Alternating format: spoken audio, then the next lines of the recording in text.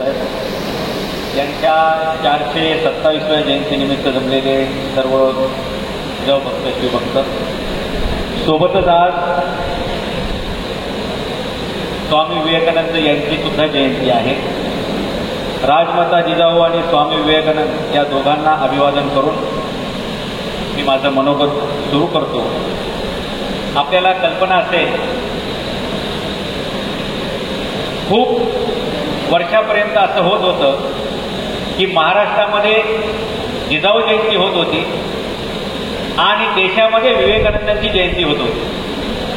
बऱ्याच ठिकाणी जिजाऊंचा फोटो असायचा, विवेकानंदांचा नसायचा. बऱ्याच ठिकाणी विवेकानंदांचा असायचा, जिजाऊंचा नसायचा. परंतु या दोघांचं काम या देशाला घडवण्यासाठी झालं होतं आणि त्याचा सुवर्ण मध्य साधण्याची जबाबदारी माझ्याकडे आली. आणि म्हणून गेल्या वर्षी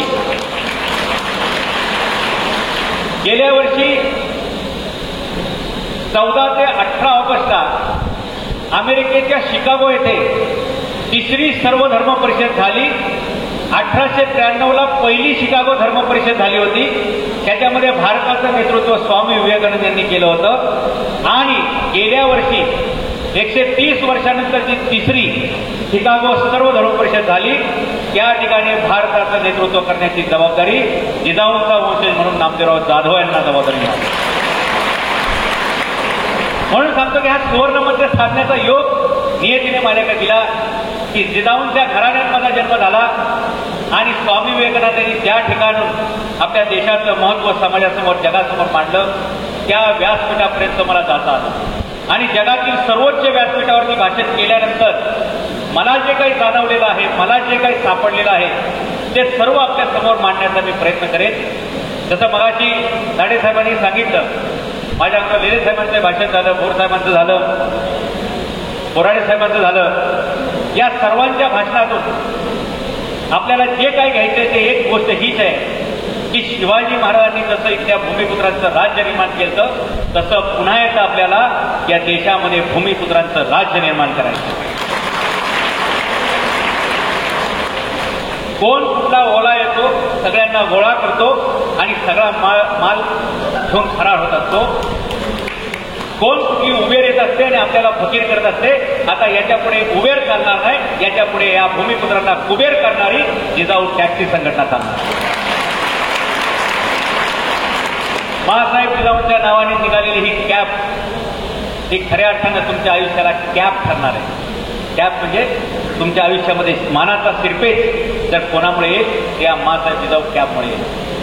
तुम्हाला सांगतो, आपल्या देशामध्ये महापुरुषांची नावं घेऊन, शिवाजी महाराज जिजाऊंचं नाव घेऊन कोणी काही चांगलं काम करायला सुरुवात केली की आपल्यातलेच काही लोक पुढे सोडतात.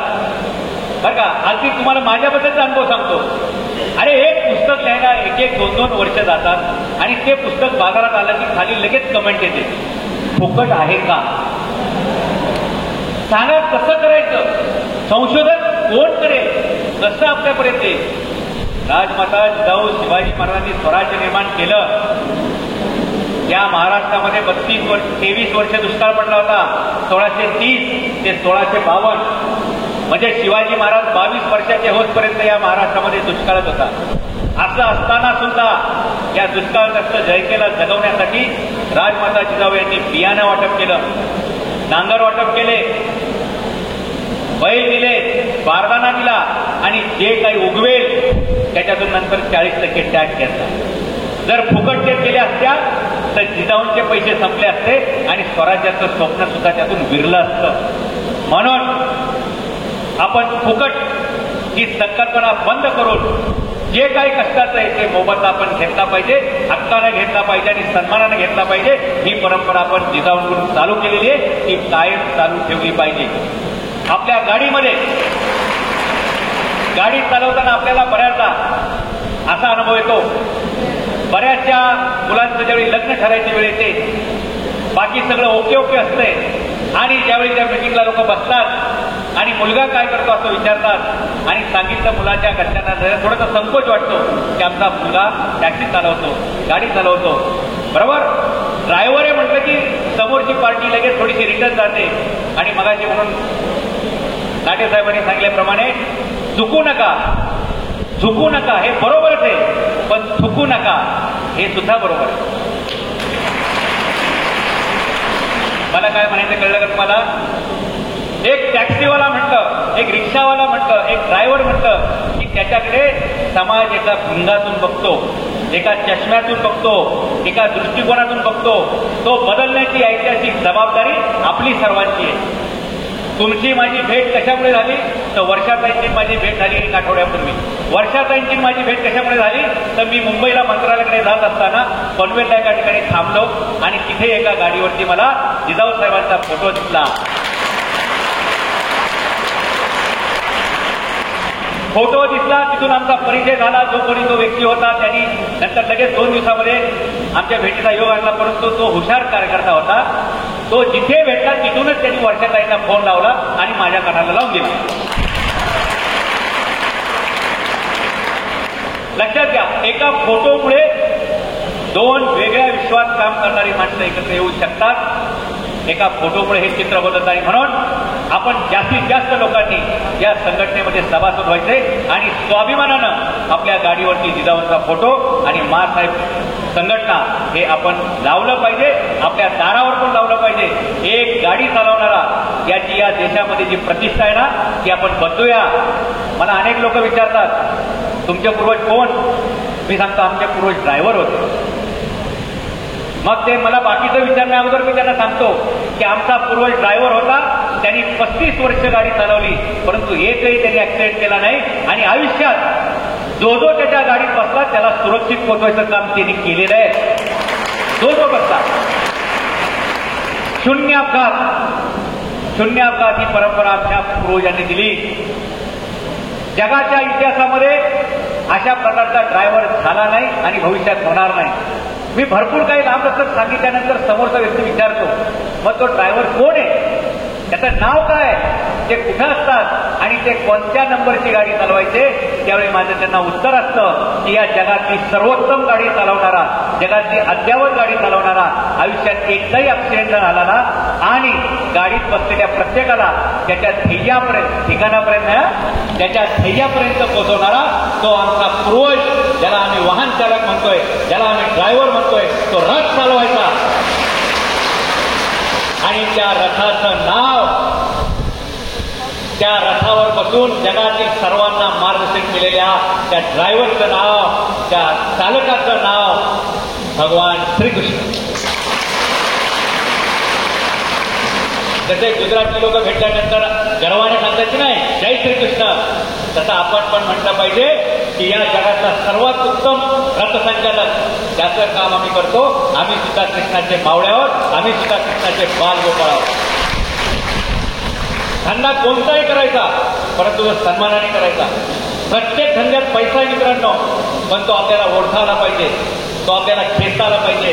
काल आमच्या एका छत्रपती संभाजीनगरमध्ये मित्राचा फोन आला आणि त्यांनी सांगितले की ते मते नावाचा एक पोरगा आहे बरं का. अगदी दोन्ही कानाने ऐकलं मी काय काय सांगतो ते. कारण आपण आतापर्यंत जयंतीला गेलेली काय करायचं होते का, जिंदाबाद मुर्दाबाद, ह्याला 2-4 शिव्या घाल, त्याला 2-4 शिव्या घाल, आपली जयंती साजरी.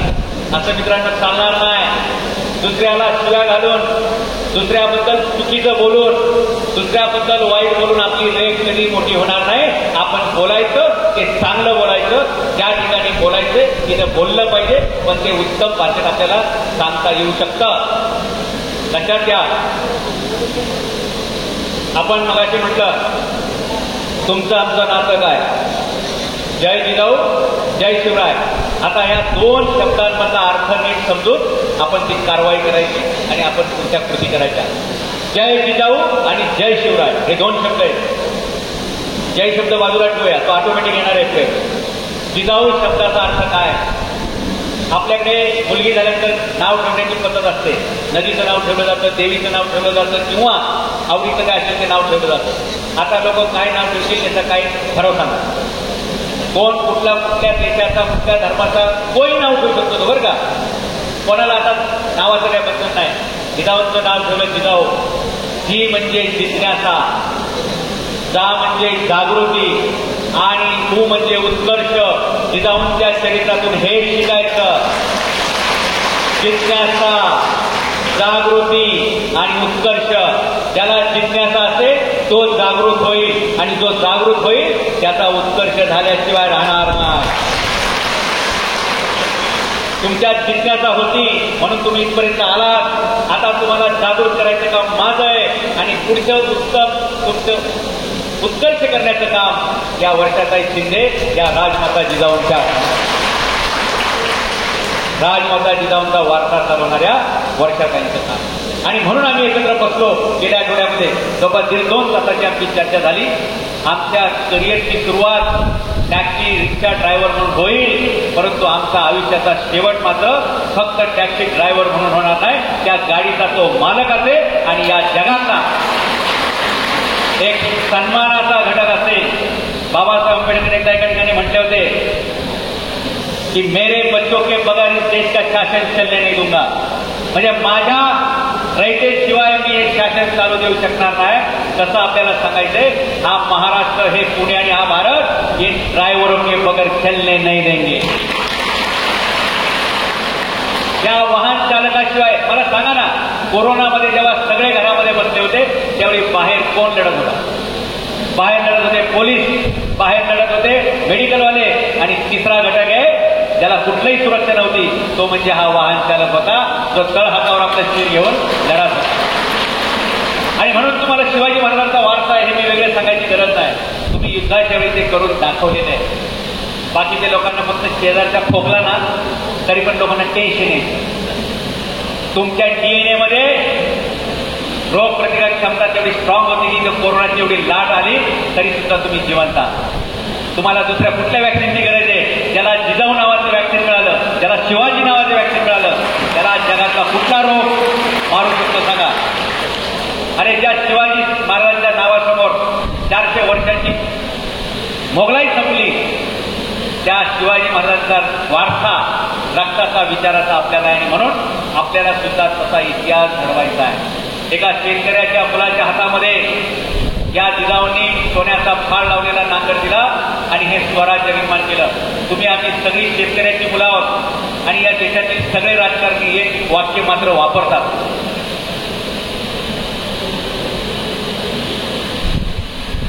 आपण मराठा समाजातील लोकांनी बऱ्याचदा हाच प्रॉब्लेम केलेला आहे की जेव्हा ऐकायचं असतं तेव्हा आम्हाला गप्पा मारायचा मूड होतो आणि जेव्हा गप्पा मारायचा मूड असतो तेव्हा ऐकणारं सांगणारं कुणीच नसतं. जरा शिकून घ्या, जरा समजून घ्या. अरे आम्ही मोठी मोठी लग्न करतो, 5-5 हजार लोक जेवायला बोलवतो, पण त्यातली 5 लोक सुद्धा एकमेकाची ओळख करून घेत नाहीत, संवाद करत नाहीत. आणि म्हणून आमच्या गरिबीला कारण हे अफाट खर्च आणि आउटपुट शून्य. आणि तेच तुम्ही गुजराती मारवाडी सिंधीच्या लग्नाला गेले, 50 इकडचे लोक 50 इकडचे लोक 100च लोक येतात, त्यातले 10 लोकांचे नवीन उद्योग सुरू होतात. आमच्याकडे लग्नानंतर एकच उद्योग असतो आणि येणारा जाणारा प्रत्येक जण तेवढंच विचारतो, पाळणा हल्ला का, पाळणा हल्ला, तू येतोस का? काय एखाद्या मुलीचं लग्न ठरलं नाही तर त्याच्याबद्दल अख्ख्या गावात चर्चा करणारे लोक आहेत.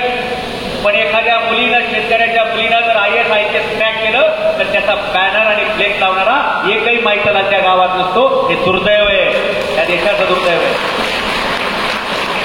आपल्या देशामध्ये एखाद्याने चांगलं काम केलं तर त्याचं कौतुक करायला कोणी शिल्लक नसतो. पण एखाद्याचं काही थोडंसं चुकलं ना तर त्याचे रील्स बनवून, त्याचे मीम्स बनवून, त्याचे पोस्टर बनवून गावागावात लावणारे बरेचसे लोक आहेत. हे कशातून किडे तयार होतात? वाचनाचा संपर्क कमी आहे. आपल्या करिअरवरती फोकस कसा करायचा या लोकांना शिकवणारं कोणी नाही. या देशातला बेरोजगार करून दिवसाला 7.5 तास लोक काम करतात, 8 तास, आणि या देशातील बेरोजगार करून दिवसाचे 7.5 तास मोबाईलवरती असतात. त्यांना कोणत्याच रोजगाराची गरज नाही.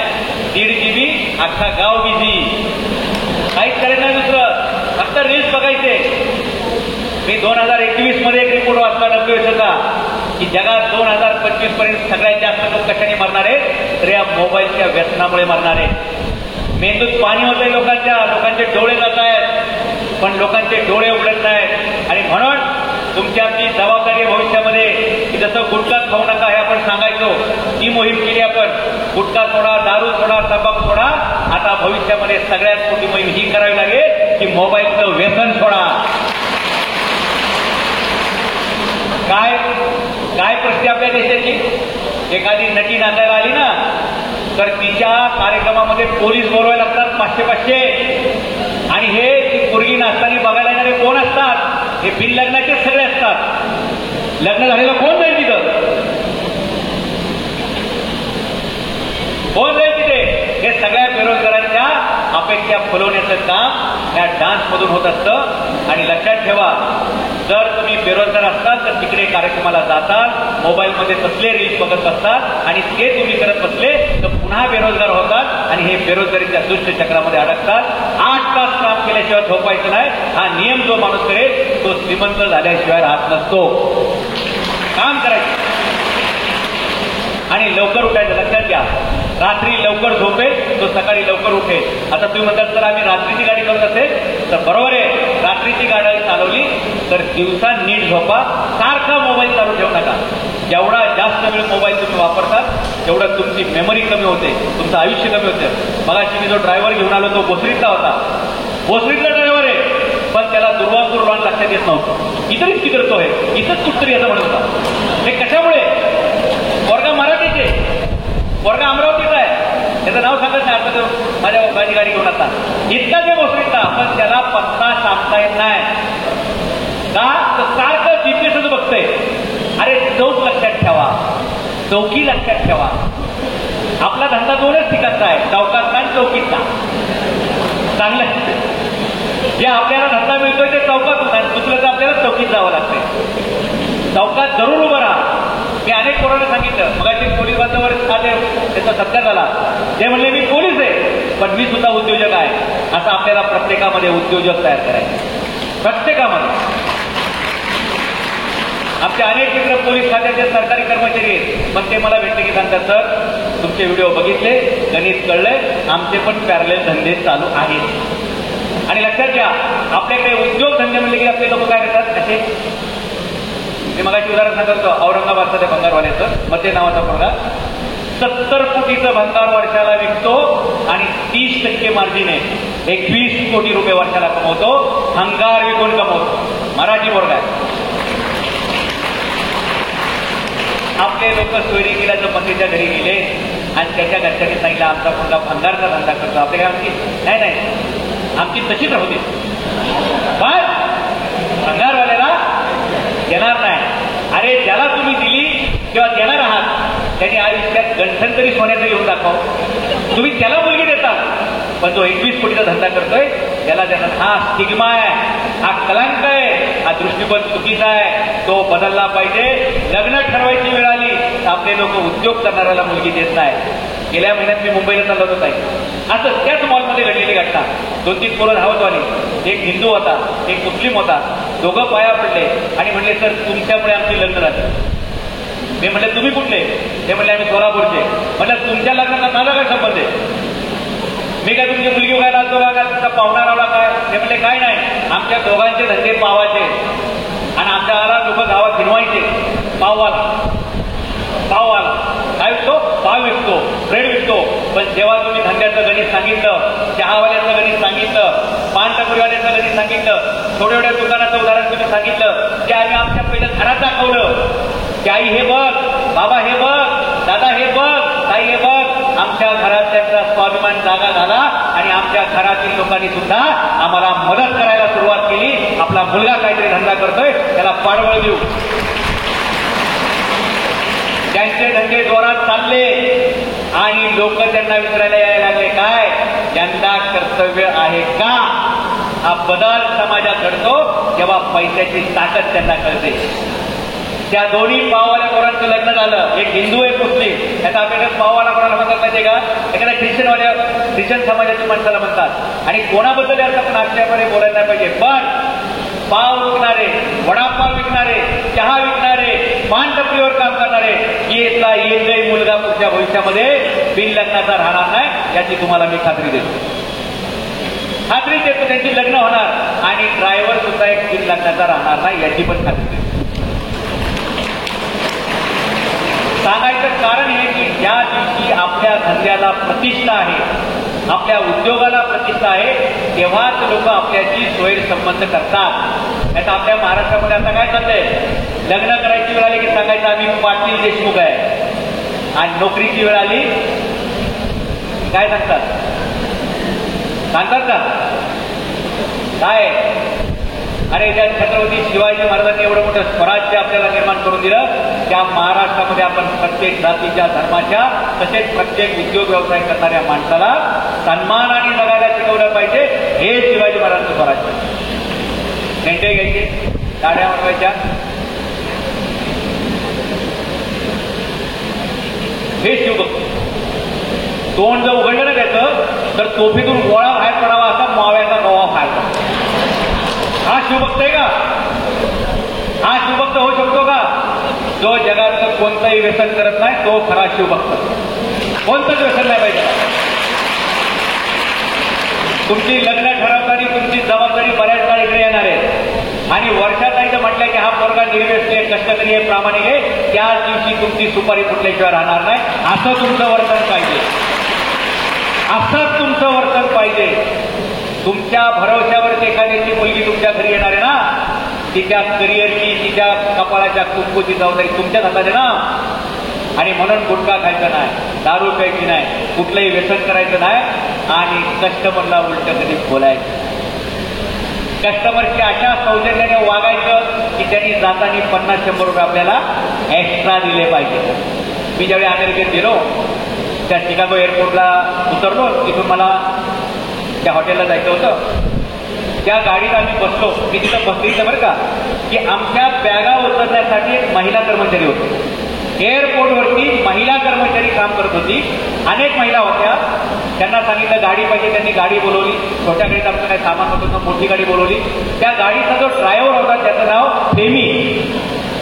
आणि जेव्हा त्यांनी आम्हाला हॉटेलला सोडलं तेव्हा त्यांनी आम्हाला ते सिस्टम दाखवली पेमेंटसाठी, की तुमचे हे $50 झाले.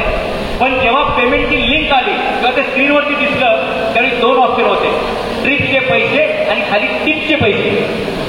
बघा, एका स्क्रीनवरती 2 कॉलम होते, टिपचे पैसे आणि ट्रिपचे पैसे. म्हणजे तुम्ही तुमच्या पैसेनं $5, $10, $25 देऊ शकता. आपण लवकरच महासाहेब जिजाऊ नावाचे टॅक्सी कॅबचं ऍप बनवणार आहे आणि त्याच्यामध्ये हे ऑप्शन येणार आहे. आणि त्याच्यात हे ऑप्शन याच्यासाठी द्यायचे आपल्याला की जर तुमची ट्रिप 500 रुपये झाली असेल तर खाली लगेच ब्लिंक झालं पाहिजे की आमच्या माणसाने दिलेली हे उत्तम सर्व्हिसबद्दल त्याच्या बायका मुलांचं भविष्य, त्याच्या मुलांचं शिक्षण याच्यासाठी तुम्हाला काही डोनेट करायचं असेल तर हे खाली परत एक बारकोड आहे, तो स्कॅन करा आणि तो त्या मुलांच्या उत्तम शिक्षणासाठी खर्चासाठी आपल्याला फाउंडेशनमध्ये घेता. तुम्ही आम्ही एकटे काही करू शकणार नाही, पण तुम्ही आम्ही सगळे मिळालो एकत्र आलं तर जगात अशक्य असं काही राहणार नाही. एखाद्या गाडीवर याचा ऍक्सिडेंट झाला तर त्याला किती पैसे मिळतात, पण जर आपले सामूहिक इन्शुरन्स असेल, आज पुण्यामध्ये 80,000 तुम्ही सगळे लोक आहात, या 80,000 लोकांची इन्शुरन्स काढली तर महिन्याला 10, 20, 50, 100 रुपये एवढाच खर्च येईल. परंतु जर तुमचं दुर्दैवाने काय पुढे अपघात झाला तर किमान 25-50 लाख रुपये दुसऱ्या दिवशी तुमच्या घरी पोहोचवले जातील. म्हणून तर या सगळ्यांची इन्शुरन्स अशा खूप साऱ्या ऍक्टिव्हिटी आहेत. आणि आयुष्यात आपण फक्त टॅक्सी चालवणार नाही, आपण फक्त ड्रायव्हर म्हणून जन्माला आलेलो नाही आणि ड्रायव्हर म्हणून मरणार पण नाहीये. आपण या उद्योगाचे मालक होणार, आपण या उद्योगाचे भाग भांडवलदार. ओला उबेरमध्ये भांडवलदारांच्या कंपन्या आहेत, ओला उबेर भांडवलदारांच्या कंपन्या आहेत. एक माणूस पैसे लावतो आणि सगळ्या लोकांकडून पैसे गोळा करतो. आपण सगळे मिळून पैसे लावू आणि प्रत्येकाचा त्याच्यामध्ये वाटा ठेवू. हे स्वराज्य म्हणजे काय होतं? रयतेस पोटात लावणे हे शिवाजी महाराजांचं ध्येय होतं. माझ्या रयतेला पोटाला लावायचं आहे, म्हणजे माझ्या लोकांना रोजगार द्यायचा आहे. स्वराज्य हे रोजगार निर्मितीसाठी होतं. आरक्षणाबद्दल पण लोकांचे बरेच प्रश्न असेच आहेत. घटनेनं दिलेलं आरक्षण हे इक्वल रिप्रेझेंटेशन असतंय. लोकांना गरिबी हटावचा कार्यक्रम वाटतो. आमच्याकडे संविधान शिकवत नाही. प्रिअॅम्बल सुद्धा लोकांचं नीट पाठ नसतंय. स्वातंत्र्य, समता, बंधुता हे सगळे शब्द बाबासाहेब आंबेडकरांना कशामुळे उपलब्ध झाले? तर त्यांच्या समोर आदर्श राज्यघटना म्हणून छत्रपती शिवाजी महाराजांचं स्वराज्य होतं. आणि हे मी सांगत नाही, हे बाबासाहेबांचे शब्द आहेत की ज्यावेळी एखादी चांगली राज्यघटना लिहायची असते त्यावेळी त्याचा आदर्श जगातले लोक काय घेतात तर छत्रपती शिवाजी महाराजांचं स्वराज्य ही संकल्पना घेतात. आणि म्हणून मगाशी आपण जे म्हटलं जय जिजाऊ जय शिवराय, जिजाऊंचा अर्थ मी सांगितलाय. शिवराय शब्दाचा अर्थ तुम्हाला माहीत पाहिजे. शी म्हणजे शिक्षण घेत चला, सतत शिक्षण घेत चला. व म्हणजे वर्तन सुधारत चला. शिक्षण घेत चला, व म्हणजे वर्तन सुधारत चला. रा म्हणजे मग राहणीमान सुधारे. आणि ज्याचं शिक्षण आहे, ज्याचं वर्तन आहे, ज्याचं राहणीमान आहे, त्याला पुढचा य म्हणजे यश हे मिळाल्याशिवाय राहत नाही. म्हणून शिक्षणाची कास धरा, वर्तन सुधारा, राहणीमान सुधारा. आता राहणीमान सुधारा म्हणजे काय? शिक्षणापासून सांगतो तुम्हाला. जर तुम्हाला भविष्यामध्ये टॅक्सीचा धंदा करायचा आहे, त्या उद्योगात राहायचंय, तुम्हाला जीपीएस चालवता आला पाहिजे, तुम्हाला कॉल घेता आला पाहिजे. आणि ऐनवेळी काय भानगड होऊ शकते त्याचं सोल्युशन काय असतं हे तुम्हाला कळलं पाहिजे. म्हणजेच काय, टेक्नॉलॉजी तुम्हाला नीट माहीत असली पाहिजे. हे शिक्षण. वर्तन, आपण समोरच्या माणसाची कसं बोलतोय. तुम्हाला उदाहरण सांग. तुम्ही गेटवे ऑफ इंडियाला किती लोक जातात? गेटवे ऑफ इंडियाला बऱ्याचदा गेलं का? गेटवे ऑफ इंडिया फोटो तरी बघितलं का? त्या गेटवे ऑफ इंडियाच्या समोर एक हॉटेल आहे, त्याचं नाव ताज हॉटेल आहे. त्या ताज हॉटेलमध्ये तुमची गाडी कधी गेली तर तुमच्या गाडीचा दरवाजा उघडायला पगारी माणूस असतो. तो तुमची गाडी आतमध्ये गेली की तो फक्त दरवाजा उघडतो, वेलकम सर, वेलकम मॅडम एवढंच म्हणतो. पगार 1,20,000 रुपये. कशाचा? फक्त दरवाजा उघडायचा. पण तो दरवाजा आपल्यासारखा नाही उघडणार, आता खत करवण्याचा उघडायचं होतं नाही. तो कसा उघडतो बघा, त्या फुटेज बघा. तो आदमीने आपल्याकडे येतो, नम्रतेनं दरवाजा उघडतो आणि या, जसं खाली गालीच्या पसरलाय असं या म्हणतो. मला सांगा, आपण टॅक्सी चालवतोय, आपल्याला ऑर्डर मिळाली आहे, त्या माणसाच्या घरापर्यंत आपण पोहोचलोय. गाडीतच बसून मोबाईल बघत बसण्यापेक्षा, गाडीतच बसून दुसऱ्याचे व्हिडिओ रील बघण्यापेक्षा आणि घरच्यांबरोबर जेवलीच का आणि काय केली माहिती, इकडे जेवणार आहेत ना, आता तिकडे आहे तिकडेच खाणार आहेत ना डबा. रिकाम्या गप्पांसाठी वेळ काढू नका. ज्यावेळी धंद्यावरती आहे, धंद्यावरती फोकस करा. आणि घरी गेल्यावर धंद्याचं बोलू नका, बायकोशी चांगल्या गप्पाच मारा. धंद्यावर असताना बायकोच्या गप्पा फोनवरती करायच्या नाही. आणि घरी गेल्यानंतर बायकोला आपल्याला काय काय त्रास झाला, कुठं पोलिसांवर आपली मजबूत झाली, कस्टमरनी काय आपल्याला त्रास दिला, किंवा ट्रॅफिकमध्ये काय भानगडी झाल्या, याच्यावर चर्चा करायची नाही. बिचारी दिवसभर तुमची वाट बघत असते की आपण संध्याकाळी 7 एकत्र जेऊ. तुम्ही 9 वाजता जाता, 10 वाजता जाता, कधी 12 वाजता जाता. ती जेवायला तुमच्यासाठी थांबलेली असते आणि तुम्ही गेला की बाकीचे सांगतात. तिच्याबद्दलच पहिलं बोला की तू माझ्यासाठी एवढा वेळ थांबलीस, मी तुझा खूप खूप आभारी आहे. कारल्याची भाजी केली तरी आनंदाने खात चला, कारण ती आरोग्यासाठी पोषकच असते. माझ्या घरी जर कधी तिखट भाजी झाली तर मी कधी रागवत नाही मित्रांनो. हेच सांगतो की बऱ्याच दिवसानंतर झणझणीत भाजी केली, जरा गुळाचा खडा आणला तर बरं होईल. काम तेच, फक्त बोलायचं कसं हे कळलं पाहिजे. मला सांगायचं हे की गाडीत निवांत बसण्यापेक्षा कस्टमर येतपर्यंत गाडीच्या बाहेर उभे राहतो. माणूस आला की पटकन दरवाजा उघडा, साहेब बसा, बॅग असेल तर ती पण ठेवून द्या.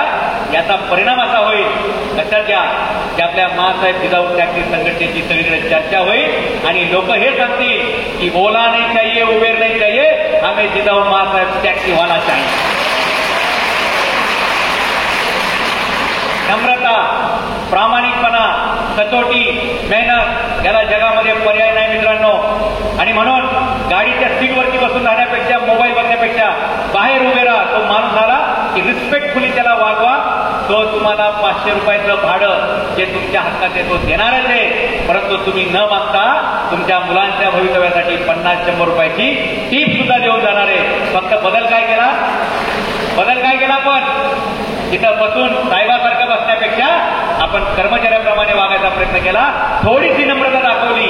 तुकाराम महाराज म्हणतात, नम्र झाला भूता त्याने कोंडिले अनंता. जो नम्र होईल तोच श्रीमंत होईल आणि श्रीमंतीचा मार्ग नम्रतेतून जातो. आपल्याला काय शिकवलं आतापर्यंत? मॉडेल वाकणार नाही, आयुष्यभर इकडं आपल्या फालतू घोषणांच्या नादी लागायचं नाही. प्रसंगी वाकेल पण आयुष्यात मोडणार कधीच नाही, कधीच मोडणार नाही. मग तुम्ही म्हणतात तुम्ही तर जाधव असून आम्हाला असला काय सल्ला देता? पुरंदरचा तर शिवाजी महाराजांनी केला होता की नाही? केला होता की नाही? 23 किल्ले आणि 20 वर्षाची कमाई त्यांनी औरंगजेबाला द्यावी लागली मित्रराजतेमुळे. शिवाजी महाराज 2 पावलं पाठी आले. 1664 झाला आणि 1670 एका वर्षात हे सगळे 23 किल्ले शिवाजी महाराजांनी एका वर्षात परत घेतले.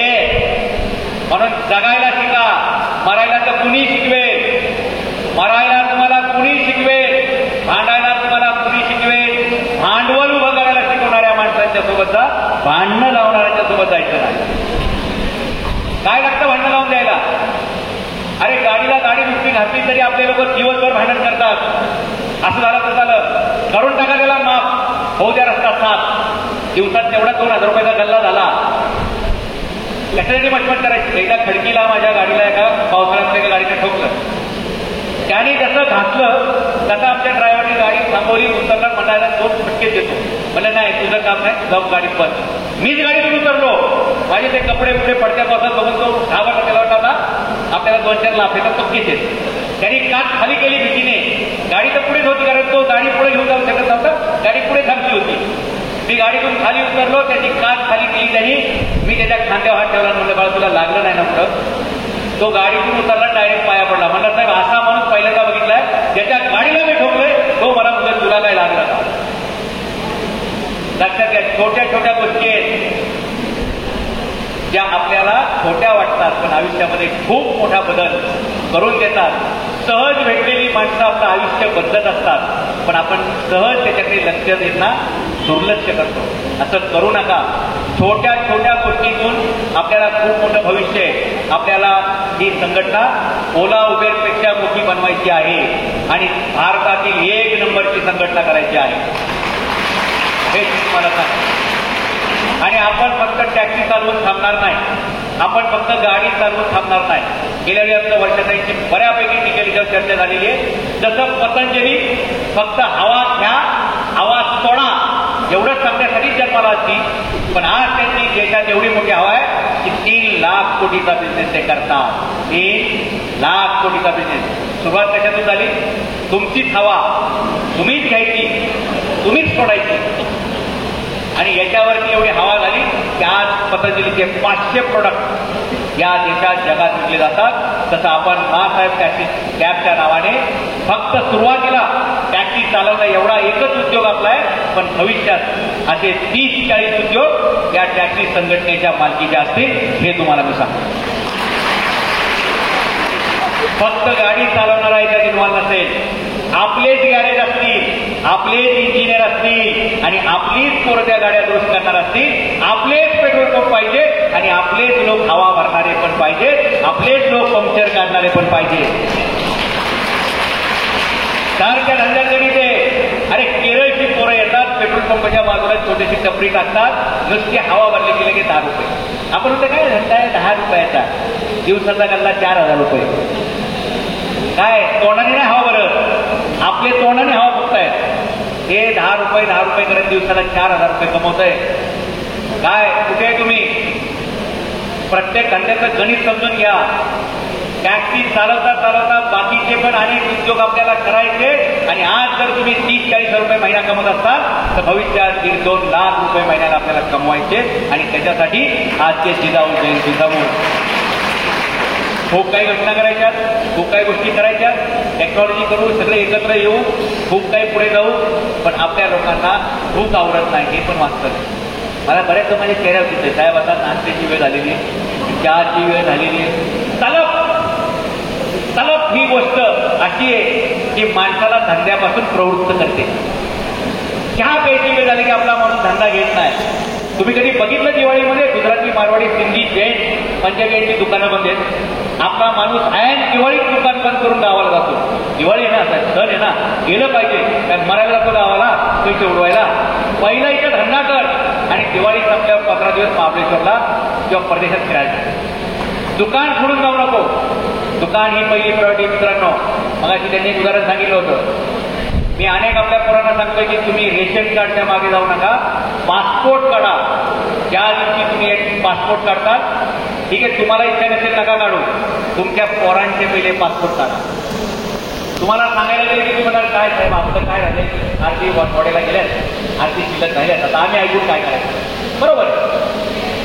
शिकायला गोष्टी आल्या की आपल्या लोकांना वय आठवतं. अरे 70मध्ये पण पासपोर्ट काढायचं काही वाया जाणार नाही. आणि कायम आपण तरुण आहोत, येणाऱ्या प्रत्येक गोष्टीला शिकायला तयार आपल्या मुलांचे पासपोर्ट काढा.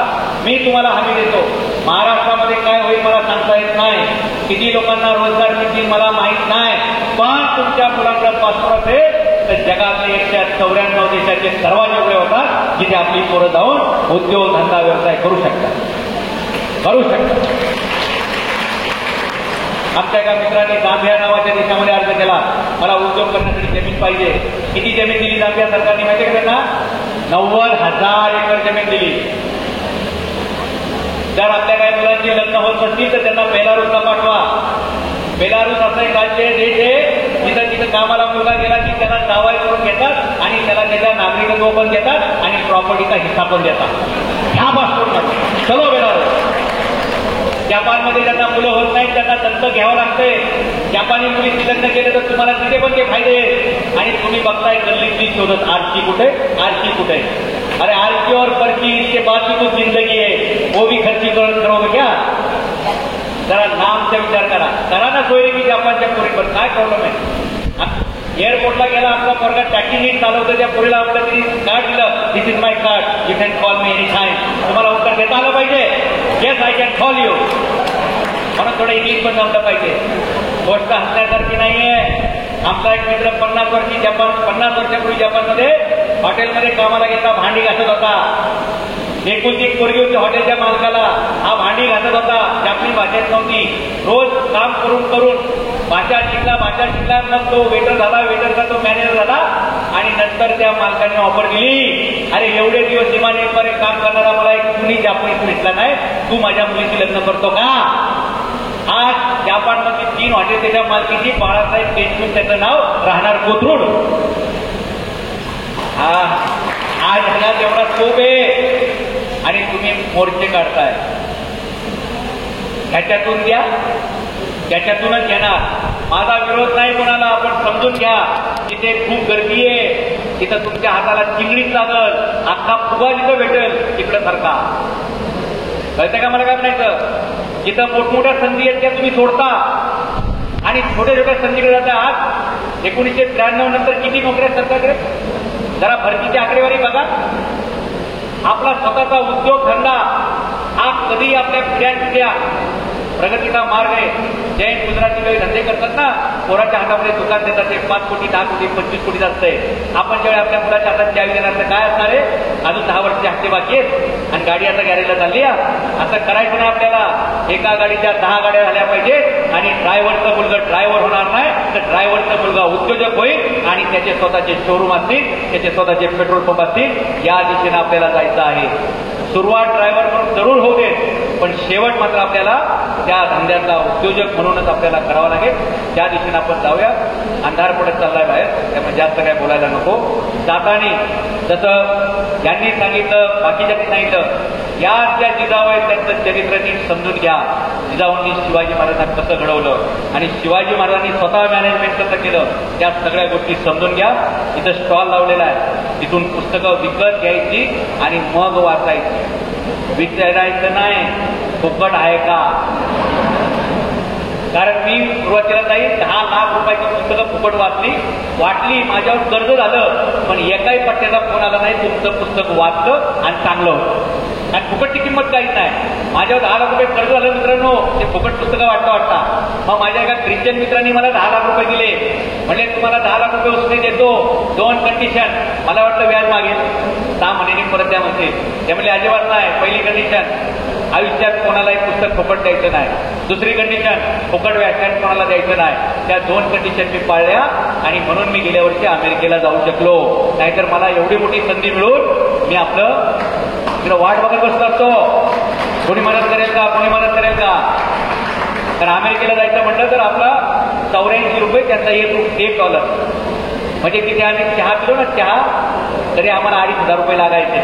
नाश्त्याला गेलो तर 6,000 रुपये लागायचे आणि जेवायला गेलो तर 18,000 रुपये. एका वेळेस जमतोय महिन्याची मेस खायचा कर.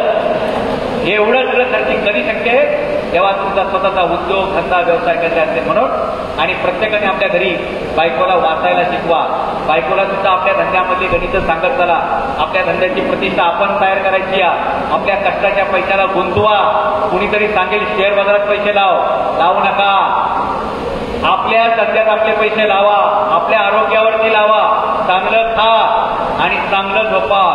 चांगलं प्या असं मी म्हणू शकत नाही, कारण पिल्यानंतर सगळ्या गडबडी होतात. प्यायचं असेल तर चहा प्या, कॉफी प्या, पण संध्याकाळच्या ज्या काही गोष्टी लोक करतात त्याच्यापासून लांब राहा. कारण आपल्या हातात स्टेरिंग आहे. फक्त आपला जीव आपल्या हातात नाही, तर आपल्या गाडीत बसलेल्या 4 लोकांचा जीव सुद्धा आपल्या हातात आहे, असं भान ठेवा. आणि आपण जर घरी गेलो नाही तर आपल्या पण घरी 4 लोक आहेत जी आपली वाट बघतायत, त्यांची पण आपण चिंता करायची. आणि म्हणून निर्व्यसनी राहायचं आणि छानपैकी आयुष्यामध्ये खूप काही संयमाने मिळतं. लक्षात घ्या, घाई करायची नाही. जे लोक गाडी चालवत असतात, कुठेतरी ठोकाठोकी करतात, मारामारी होते, दिवस त्याच्यात जातो. त्यापेक्षा हळू गाडी चालवा, व्यवस्थित चालवा. आणि मी अमेरिकेत बघितलंच आहे, कुणी हॉर्न वाजवत नाही. अमेरिकेमध्ये सिग्नल न देता जर लेन तोडली तर $2,000 फाईन आहे. म्हणजे भारतामध्ये 3 लाख रुपये फाईन, भारताच्या रुपयात बरं का. फक्त काय केलं तुम्ही तर सिग्नल न देता लाईन तोडली तर ऍक्सिडेंटचा चान्स जास्त होतो. आणि तो सिग्नल न देता म्हणजे लेफ्ट राईटचा सिग्नल न देता टर्न मारतो, त्याच्यावरती गुन्ह्याचा गुन्हा दाखल होतो की तुम्ही दुसऱ्याच्या मृत्यूसाठी कारणीभूत होताय. आणि त्याचा ऑटोमॅटिक फोटो काढले जातात. अमेरिकेमध्ये 63 नावाचा रस्ता येतो. त्या रस्त्यावर गाडी चालवताना तुमच्या गाडीत एकही पॅसेंजर नसेल तर तुम्हाला टोल बसतो. जर तुमच्या गाडीत एकही माणूस नसेल तर तुम्हाला 4 पट टोल आहे. जर तुमच्या गाडीत 2 माणसं असतील तर अर्धा टोल आहे. आणि तुम्ही गाडीत एकटेच असतात तर तुम्हाला 4 पट टोल आहे. आणि गाडीत 4 माणसं असतील तर 0 टोल आहे. आपल्याकडे उलट आहे. अरे टॅक्सीवाल्याकडे काय माणसं असतात तर त्याला टोल फ्री करा. माझी हीच मागणी साहेब, तुमच्या माध्यमातून तुम्ही ते या प्रकरणाचे प्रमुख आहात की जे कोणी आमचे हे असतील टॅक्सी चालवणारे, त्यांचा रोजगार याच्यावरती आहे, त्यांना प्रत्येक टोल नाक्यावर 50% टोल माफी द्या.